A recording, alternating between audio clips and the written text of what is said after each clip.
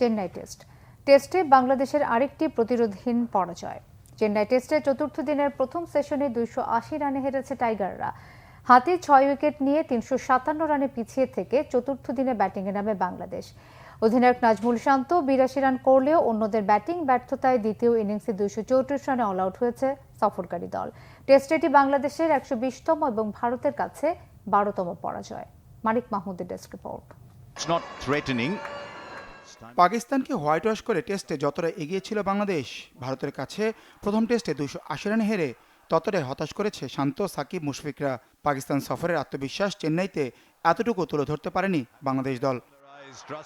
প্রথম ইনিংসে ভারতের 227 রানের লিড, বিশেষ করে রবিচন্দ্র অশ্বিন ও রবীন্দ্র জাদেজার ব্যাটিং দৃঢ়তার পর টাইগারদের দুই ইনিংসেই অমার্জনীয় ব্যাটিং ব্যর্থতা টেস্টের পার্থক্য করে দেয়।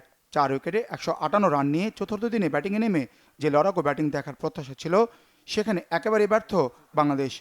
নাজমুল হোসেন শান্ত একাই লড়ে 82 রান করলেও অন্য ব্যাটসম্যানদের ব্যাটিং ব্যর্থতায় 40 রানে শেষ 6 উইকেট হারিয়ে সহজ আত্মসমর্পণই করে টাইগাররা।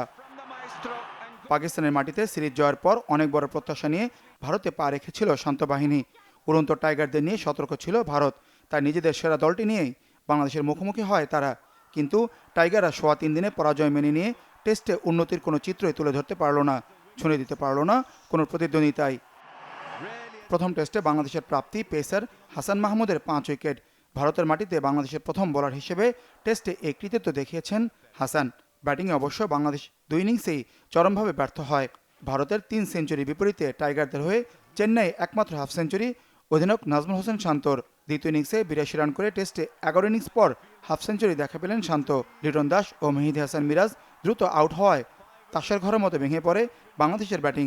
অশ্বিন ও জাদেজার স্পিনের কোনো জবাবই দিতে পারেনি সফরকারী দল। দ্বিতীয় ইনিংসে দুজনেই মিলে নিয়েছেন 9 উইকেট।